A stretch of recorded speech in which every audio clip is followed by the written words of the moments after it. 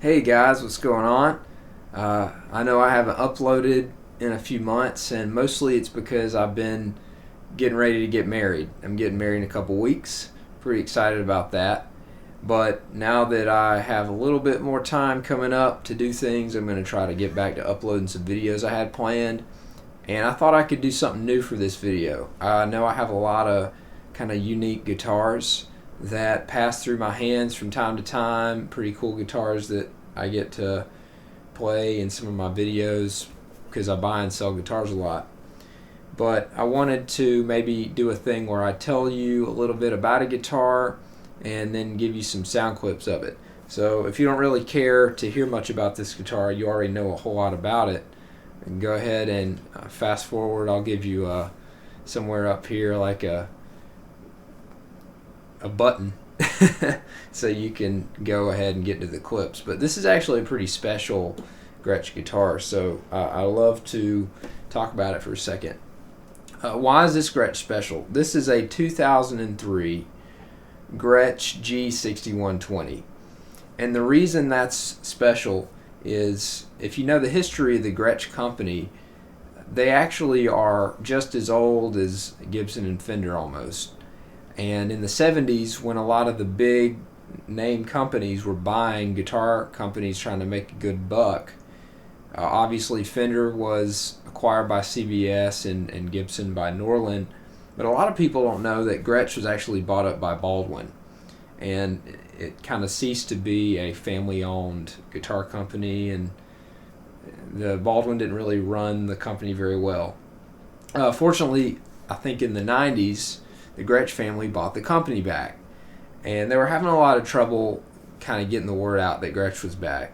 So the story is that in 2002, they got together with Fender, or FMIC, I guess, is what the proper designation there is, and Fender offered to give them some distribution. But what Fender wanted to do was really improve the guitars as best they could, and the Gretsch family kind of realized that with the Fender money, they could sort of do this. And what Fender did, they actually took some of the original Gretsch guitars that were made in the Brooklyn factory, and they did CAT scans on the guitars, figure out exactly how they were made. They completely redid the way they were building the guitars in the Terada factory. And this is actually one of the first 5,000 Gretsches that were made after Fender sort of fixed everything and made them really, really accurate. And how do I know that? Well, if you know your Gretsch serial numbers, I'll teach you a little bit about that right now. The serial numbers are 2 letters, and then 2 numbers after that, and then 4 numbers. So the 2 letters actually tell you what factory it was made in. This was made in the primary Gretsch factory in Japan, in Terada. So JT for Japan Terada factory. And then the numbers 03 after that tell you what year it was made in. So 2003, and then we've got an 07 for month, 07 being July, so this was made in July 2003. And the last 4 numbers of the serial tell you exactly which number Gretsch this was made that year. So this one's 4704, which again makes it one of the first 5,000 Gretsches that were churned out after that acquisition occurred. So pretty rare transition model here, and they had worked out everything on this guitar. Everything is pretty much perfect. This is also in really good shape. I don't know how well you can see it, but I don't think I've ever seen an 03 or an 04 Fender era in this good a shape. There's pretty much no pickguard damage. The body, all the wood is completely unmarked. I can't find a single mark on it. Frets are in really good shape. The only thing I will say, and if you've had a Gretsch with gold hardware, you know this. The gold hardware, after it gets kind of like liquids from especially sweat and grime from your hands, it will oxidize a little bit. It doesn't actually lose its color, but you can kind of, if you really pay attention, see the oxidation. And I think there's a couple ways you can remove it. I just haven't really gotten around to it yet. But you can definitely do that. Tuners are pretty clean. It seems like most of the oxidation is around the knobs and especially the whammy bar. But other than that, man, this one, I don't know how many pristine 03s are out there, but I have a feeling that unless you find one that's never left the case, you're just not going to see anything like this. It's pretty special. Obviously, it's completely stock. You've got the Tune-O-Matic bridge. This is not a pin bridge, actually, which is kind of rare for that era. Most of the, I think, bridges from the 03 era, especially in these hollow bodies, were pinned. And this one is not. It's a completely floating bridge. Of course, you got your Bigsby, your two Filtertrons, completely stock. And I'm pretty sure these are standard Grover tuners. And kind of a cool little thing to point out there is that the headstock is flame maple with, of course, the horseshoe logo. Obviously, you've got your three-way switch right here. A lot of people who aren't really into Gretsch always ask what the second three-way toggle is. And it's basically a tone roll-off filter. So in the middle position, it's completely out of the circuit. There's no roll-off, nothing. It's just bypassed.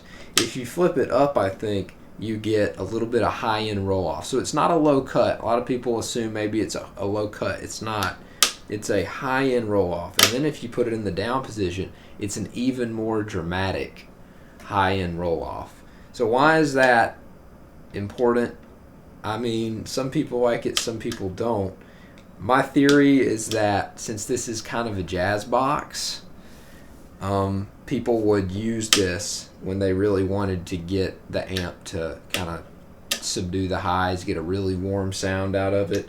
For me, I sometimes will use it in the up position for kind of lead stuff where I want it to be a little more kind of pillowy or rounded. But I've always found that the down position is so dramatic on these that it's almost unusable for all but kind of the craziest, weirdest sounds. And another kind of random thing, if you don't know about Gretsch guitars, is, and there's the back so you can kind of see it, same deal with just the complete maple is what this is.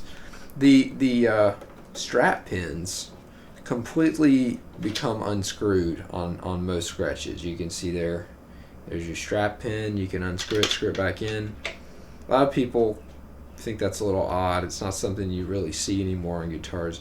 Obviously, this is true to the original design. They didn't have strap locks back when these were designed, so the idea was this was a poor man's strap lock, or I guess back then a rich man's strap lock.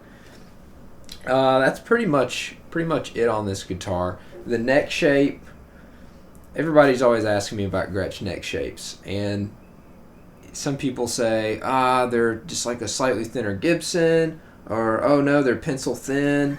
I think the truth is kind of in between, and I've always noticed that they are fairly thin. They're not thin like a shredder guitar is thin. It's not this super wide neck with this really flat radius and flat back. It's a pretty skinny neck width, almost like a Fender, but it doesn't have this huge boat back. It's a pretty fairly thin neck. I would kind of compare it maybe to a Gibson 60 Slim Taper, but maybe not quite as wide.